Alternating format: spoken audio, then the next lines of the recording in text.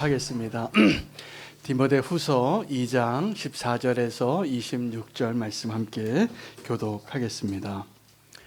너는 그들로 이 일을 기억하게 하여 말다툼을 하지 말라고 하나님 앞에서 엄히 명하라. 이는 유익이 하나도 없고 도리어 듣는 자들을 망하게 함이라.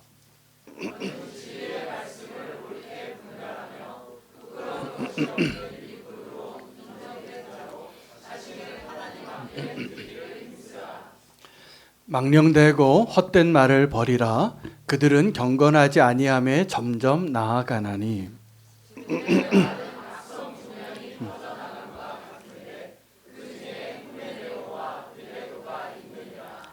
진리에 관하여는 그들이 그릇되었도다. 부활이 이미 지나갔다 하므로 어떤 사람들의 믿음을 무너뜨리느니라.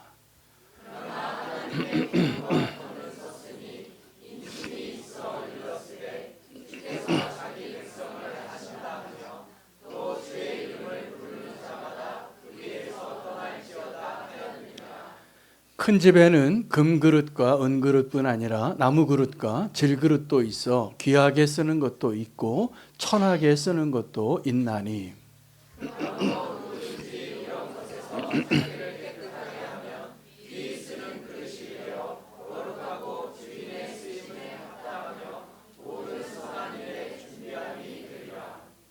또한 너는 청년의 정력을 피하고 주께 깨끗한 마음으로 부르는 자들과 함께 의와 믿음과 사랑과 화평을 따르라.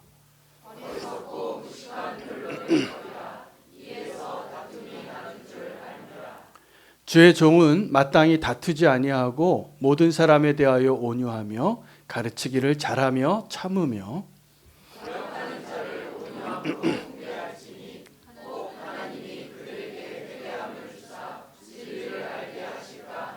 함께 읽겠습니다. 그들로 깨어 마귀의 올무에서 벗어나 하나님께 사로잡힌 바 되어 그 뜻을 따르게 하실까 함이라.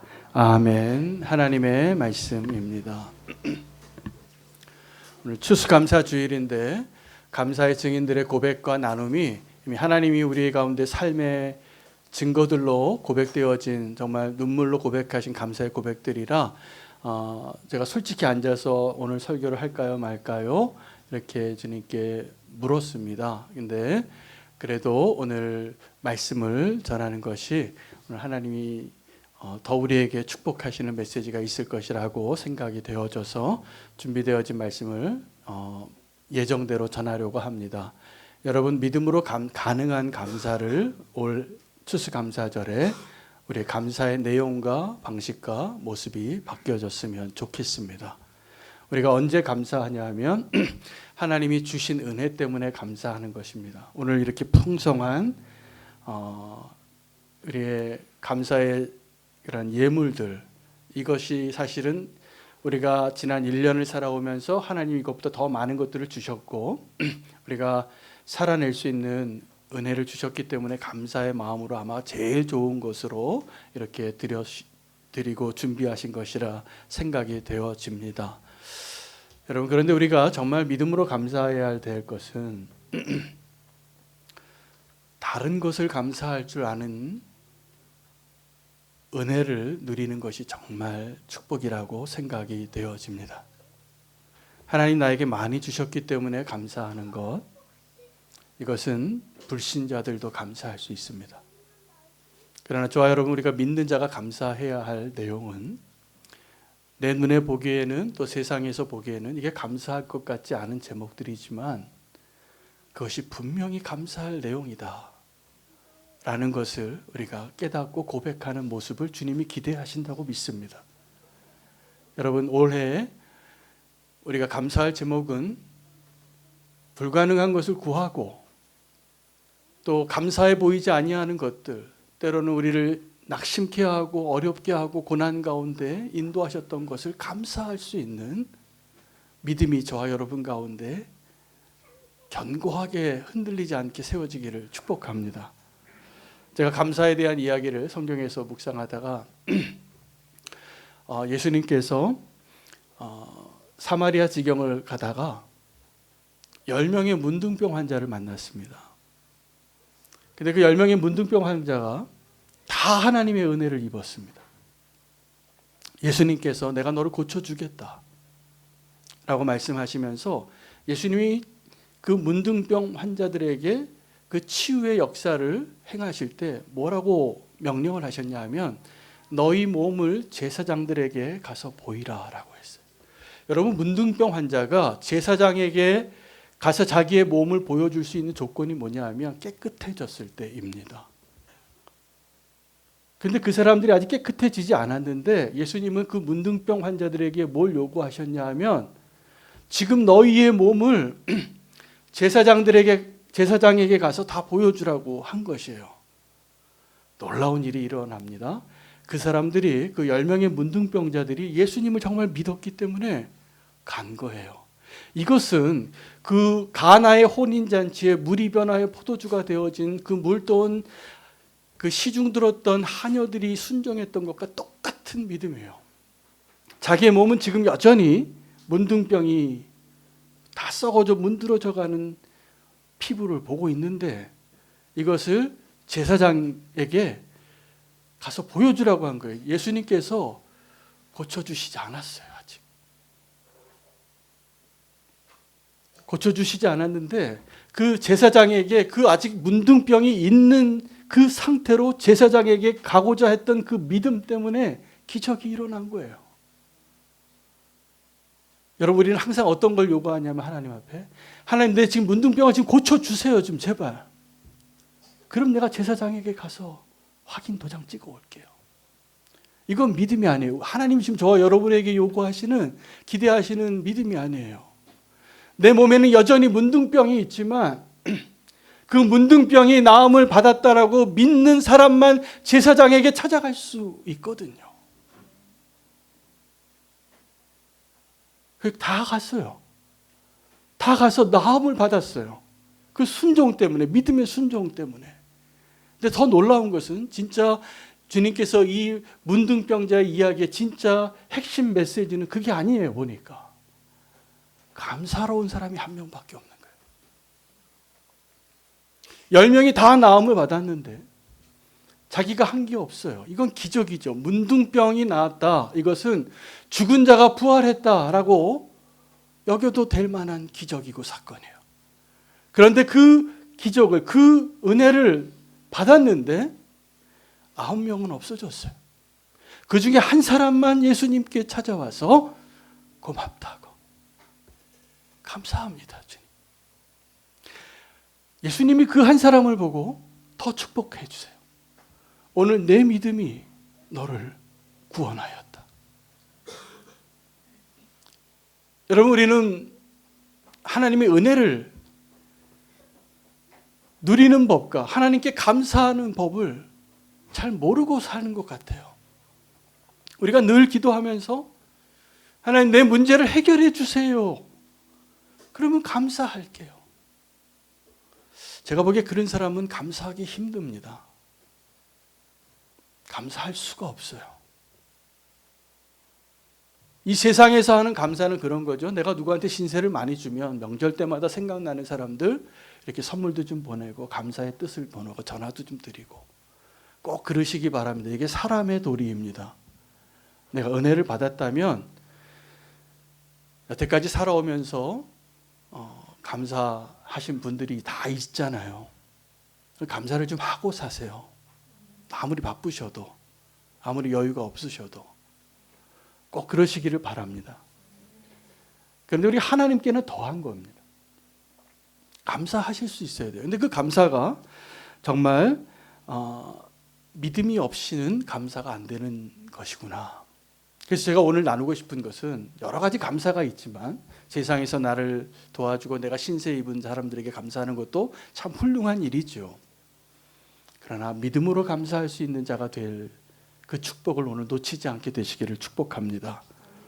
오늘 이 본문은 사실은 수수감사절 본문이 아니에요. 그래서 제가 절기 때마다 늘 고민을 합니다. 늘 해오던 본문으로 강해 설교를 계속 할 것인가, 아니면 감사의 본문을 가지고 와서 다시 설교를 다시 맥을 끊었다 할 것인가. 근데 기도해 보면 꼭 그때, 오늘도 이 본문이 추수감사절 본문 같이 보이십니까? 아니에요. 그런데 여기 추수감사절 본문이 있더라고요. 내용이.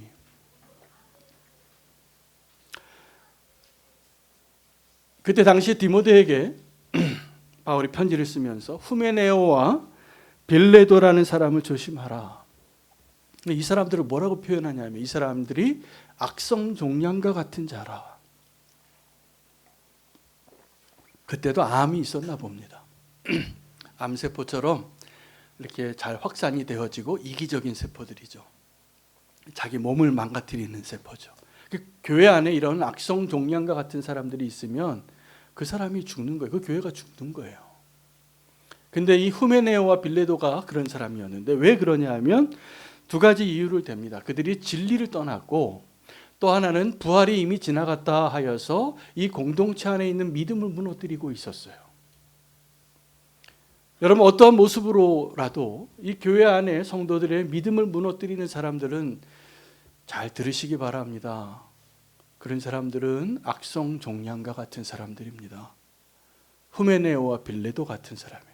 그 사람들은 다툼을 일으키고 또 그 악한 영향력을 더 확산시켜서 교회에 어려움을 일으키는 사람들이에요. 그래서 그 사람 조심하라고 이렇게 이야기하면서 그러나 하나님의 터는 견고하게 섰노라. 여러분 교회가 항상 연약했지만 당장 쓰러져서 무너질 것 같고 세속화되어져서 연약한 모습으로 교회가 아픔이 많았지만 이 교회가요 지난 2000년 동안 기적같이 살아 있습니다. 그리고 기적같이 하나님의 영광을 드러내고 기적같이 하나님의 나라를 세우는 일 가운데 쓰임받는 통로가 되어 왔습니다. 그러면서 이렇게 이야기를 합니다. 전혀 문맥이 맞지 않는데 하나님의 집에는 큰 집인데 여러 가지 그릇이 있다라고 비유를 하나 설명을 해요. 그 하나님의 집에는 금그릇도 있고 은그릇도 있고 나무그릇도 있고 질그릇도 있는데 어떤 그릇은 귀하게 쓰임받고 어떤 그릇은 천하게 쓰임받는다는 거예요. 여러분 어떤 그릇 되기를 원하십니까? 귀하게 쓰임받고 싶지 않으십니까? 저는 그래요. 저는 제가 하나님 나라에 귀하게 쓰임받는 그릇 되고 싶어요. 근데 그 비결은 나의 그릇의 재료가 금이냐 은이냐 나무냐 흙이냐가 문제가 아니라는 거예요. 우리가 생각하기에 그 집에 귀하게 쓰임받는 그릇은 금그릇이어야만 될 것 같은데 저희 집만 봐도 그렇지 않더라고요. 제가 매일 아침에 먹는 아침 식사에 식탁에 나오는 접시는 다이소에서 사온 거예요. 그 1,000원짜리 플라스틱 거기에다 매일 뭐 먹어요. 계란도 먹고 야채도 먹고 과일도 먹고. 왜요? 그 그릇은 매일 씻어놨어요. 매일 그 쓰는 거라서. 아주 싼 그릇이지만 깨끗하게 씻어놨으니까 내가 그 다음날 아침에 쓰려는 그릇을 찾으려면 금으로 되어 있는데 저렇게 먼지 쌓여 있는 그릇은 쓸 수가 없어요. 귀하게 쓰려고 해도 잘 안 써요. 여러분 교회 안에서 내가 금그릇 되려고 하지 마시기를 축복합니다. 그냥 깨끗한 그릇이면 충분한 거예요. 그 깨끗한 그릇이 하나님이 사용하시는 그릇이에요. 늘 쓰기 편한 그릇. 여러분 우리가 내가 뭐 사용할 수 있는 옵션이 많을 때도 어떤 걸 더 잘 씁니까? 내가 쓰기 편한 게 있어요. 익숙하고. 이게 귀한 겁니다. 제가 얼마 전에 중국집에 갔는데 좀 허름한 중국집인데 아주 가성비가 좋아요. 그래서 그 음식점에 또 가서 조그만 돈을 내고 막 이렇게 세트 코스로 나오는 중국집이 있습니다. 근데 제가 이렇게 보니까 주방에 그 일하시는 분이 분명히 깨끗하게 닦아놓은 그릇이 쌓여 있는데 부지런히 한 과정을 더 하시는 거예요. 거기 고춧가루를 이렇게 떼내는 거예요. 이렇게 한 번 더 행주로 설거지 했는데 이물질이 좀 자꾸 남으니까 그걸 이렇게 닦는 거가 제 눈에 들어왔어요. 뭐 그렇게 좋은 레스토랑이 아니었기 때문에 제가 이해는 하고 맛있게 먹었는데 만약에 그 식당에 들어간 손님이 내가 이렇게 딱 나왔는데 고춧가루가 하나 붙어 있거나 아니 기존에 먹었던 음식에 음식물이 좀 남아 있으면 주인 불러서 항의를 하고 싶은 마음이 드세요, 안 드세요? 들죠. 우리 깨끗한 그릇에 적어도 줘야죠, 음식을. 근데 그걸 깨끗이 닦아내고 계시더라고요, 한 분이. 제가 보니까 주인 같아요. 그렇게 닦아내시고 이제 다시 쌓아놔서 이렇게 드리고 계시더라고요. 여러분, 오늘 믿음으로만 가능한 그 감사를 하기 위하여 바울이 디모데에게 버려야 할 것 두 가지를 이야기합니다. 하나는 청년의 정욕을 버리라 그래요. 또 하나는 어리석고 무식한 변론을 버리라. 여러분, 교회 안에서 깨끗한 그릇이 되는 것은 내가 어떤 죄를 짓지 않고 회개하는 것만을 의미하는 게 아닙니다. 첫 번째, 내 안에 청년의 정욕을 좀 버리는 게 필요합니다. 이 청년의 정욕은 무엇이냐면 내 육체의 때에 있어서 가장 혈기왕성하던 때는요, 이 육체의 모든 이런 제일 정점에 있는 때이기 때문에 호르몬이 많이 나오고 내가 내 인생에 있어서도 가장 꿈꾸는 시절이기도 하고, 근데 그때 그 하나님의 뜻 안에 있는 것, 또 창조자를 기억하고 하나님의 말씀 아래 있는 것이 얼마나 큰 축복이고 중요한 일인지 모릅니다. 그거 잠깐만 놓치면 그 인생이 훅 나갈 수 있어요. 저는 제가 모태신앙으로 자라다가 제가 하나님을 제일 많이 떠난 게 고등학교 졸업하고 나서 대학교 3학년 때 사이였어요. 그때 제가 돌이켜보니까 저는 청년의 정욕을 쫓아서 살았더라고요. 그때 내가 해보고 싶은 거, 그리고 그동안에 고등학교 때까지 공부만 하라고 하니까 못했잖아요. 다 그렇게 하고 싶은 게 많더라고요. 다 해봤는데 별거 아니더라고요. 주님을 만나게 돼서 이제는 내가 어떠한 꿈을 가지고 어떠한 소망을 가지고 사는 것이 정말 가치 있는가를 정말 어린 시절에 하나님이 저에게 말씀해 주셔서 너무 감사해요. 안 그랬으면 저의 인생을 훨씬 많이 허비했을 것 같아요. 여러분, 인생의 허비는 내가 원하는 대로 살아내면서 그거 못했다고 그게 허비가 아니라 내가 내 인생의 꿈을 내가 원하는 대로 살았던 그 시간 다 허비입니다. 왜냐하면 우리가 그걸 위해서 지음받은 자가 아니기 때문이에요. 청년의 정욕을 쫓아서 살아가는 것이 사실은 하나님 나라의 시간표에서는 그 시간이 다 돌아온 길일 거예요. 그걸 버리라고 합니다. 청년 때는 또 어느 때냐면 그때 연약한 사람 하나도 없습니다. 다 펄펄 날아요. 내 힘이 있고. 그러나 믿음으로 하나님께 감사하기 위해서는 그것이 좀 지나야 됩니다. 두 번째는 어리석고 무식한 변론을 버리라. 왜 이 변론을 버리라고 하냐면 이게 다툼을 일으키기 때문입니다.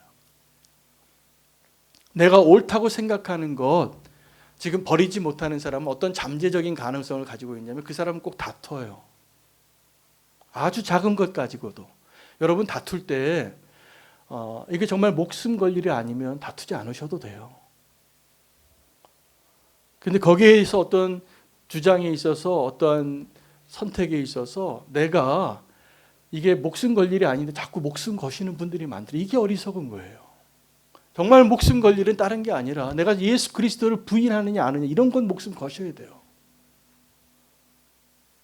어리석고 그리고 무식한 변론을 버리라. 그러면서 제가 오늘 본문 가운데 가장 은혜 받은 본문이 이겁니다. 본문을 좀 읽어야 되겠습니다. 25절, 26절을 한번 보여주시면 좋겠습니다. 거역하는 자를 온유함으로 훈계할지니 혹이라고 표현이 되어 있어요. 혹시라는 뜻이죠. 혹시 하나님이 그들에게 회개함을 주사 진리를 알게 하실까 생각하라. 26절에는 또 다른 혹시가 나와요. 그들이 깨어서 마귀의 얼무에서 벗어나 하나님께서 사로잡힌 바 되어 그 뜻을 따르게 하실까 하면, 여기도 이제 하나가 빠졌는데 여기 혹시가 하나 더 들어가요. 여러분, 우리가 혹시라는 단어를 언제 쓰냐 하면 의심할 때 쓰는 겁니다. 그래서 어떤 일이 99%가 가능한데 1%가 안 될 수가 있어요. 그럴 때 여러분, 그때 그 일에 대해서 걱정이 되십니까? 아니면 감사가 되십니까? 혹시 이게 실패하지 않을까? 혹시 이게 떨어지지 않을까? 혹시 사고가 나지 않을까? 혹시 이거 망하지 않을까? 혹시 내가 지금 새로운 일을 시작했는데 잘 되지 않을까? 그 퍼센테이지가 어느 정도 되면 좀 안심이 되시고 어느 정도 되면 불안하세요? 이 혹시는요, 1%만으로도 그 사람을 얼마든지 무너뜨릴 수 있습니다. 1%만 혹시가 있어도 불안하잖아요. 혹시 잘못되지 않을까? 혹시 길 나갔는데 차가 나를 치지 않을까? 혹시 하늘에서 불이 쏟아지지 않을까? 저 건물이 무너져서 나를 덮치지 않을까? 여러분쯤 마음에 병이 있는 분들은 그런 고민하고 사시더라고요. 다 불안해요. 다. 그런데 우리가 이 혹시는 우리가 믿음이 없을 때 누군가를 의심할 때 사용하던 단어인데 이 바울은 디모데에게 이 혹시를 거꾸로 사용하고 있어요. 저 사람들이 지금 악한 사람들이고 하나님을 대적하고 있고 무식하고 시험 들어서 가망이 없는 사람 같은데 혹시 그들이 회개하면 어떻게 돼야 될지 모르니까 온유하게 대하라는 거예요. 혹시 그들이 깨우쳐서 진리 가운데로 돌아오면 내 형제가 될 수 있으니까 온유하게 대하라는 거예요. 여러분, 은혜가 뭐냐 하면 100% 하나님이 하신 일에 대한 우리의 반응이어야 합니다. 근데 그 하나님의 은혜가 100%가 아니라 99%가 되고 1%가 나의 능력과 나의 힘과 나의 공로로 이루어지는 것이라면 절대로 감사하지 못해요. 그 1%에 대한 나의 권리를 주장하고 누군가를 원망하게 될 겁니다. 우리가 누군가에게 원망하고 사랑하고 감사하지 못하는 이유는 오늘 이 믿음의 혹시가 없어서예요. 여러분, 그 믿음의 혹시가 있으면 감사하지 않을 게 하나도 없습니다. 저는 이번 추수감사절에 우리의 믿음이 바뀌어서 혹시 저 사람이 회개하고 혹시 저 사람이 깨달아서 다시 주님의 자녀가 되고 이 믿음으로 감사할 수 있게 되어지시기를 축복합니다. 우리는 1%가 부족하면 불안한데 우리는 1%만 있어도 감사할 수 있는 자가 될 수 있어요. 할렐루야. 이게 믿음이에요. 여러분, 우리가 믿음으로만 가능한 감사는 하나님이 하신 일에 대한 진정한 믿음의 고백이 없이는 감사하지 않아요. 올해 이 추수감사주일에 우리의 믿음이 좀 바뀌기를 원합니다. 정말 믿음으로 감사해 보시기를 축복합니다. 오늘 저는 이 큰 집에 다양한 그릇이 있다라는 것이 오늘 경험되어졌어요. 이 마을마다 이렇게 간증하시는 걸 보면서 아주 진실되고 믿음으로 고백하는 그 감사들에 제가 여러 번 감동이 됐는데 이게 교회입니다. 그렇게 고백할 수 있는 것이 여러분 믿음이 없이는 하나님께 우리가 온전한 감사를 할 수 없는 것입니다. 오늘 우리의 고백이 정말 하나님께 하나님이 살아계시고 또 내 눈에 불가능해 보이는 것, 내가 감사할 수 없는 것까지도 감사할 수 있는 자가 되게 해달라고. 여러분, 우리의 삶에 무너진 것들은 다 우리가 믿음이 없어서 무너진 거 아세요? 하나님이 능력이 없어서 무너진 게 아니에요. 원수가 나보다 강하기 때문에 무너진 게 아니에요. 내가 연약하기 때문에 무너진 게 아니라 믿음이 없어서요. 우리가 믿음이 오늘 이 바울이 디모데에게 고백하는 것처럼 하나님의 집은 그 터는 견고하게 서고 하나님의 집이 온전하게 그 믿음으로 세워진 자들에게 주실 그 축복이 오늘도 넘치는 것을 우리가 경험할 수 있는 이 추수감사절 되시기를 축복합니다. 다시 한번 고백하겠습니다. 우리 삶에 무너진 부분들을 한번 감사함으로 올려드렸으면 좋겠어요. 내가 지금 고민이 되는 거, 아픈 거, 감사할 수 없는 것들, 그것이 왜 감사할 수 없는 것이냐 하면 감사가 아니라 내가 권리를 주장하기 때문일 거예요. 오늘 하나님께 믿음으로 감사할 수 있는 저와 여러분 되시기를 축복합니다. 함께 결단하며 하나님께 찬양하며 나아가겠습니다.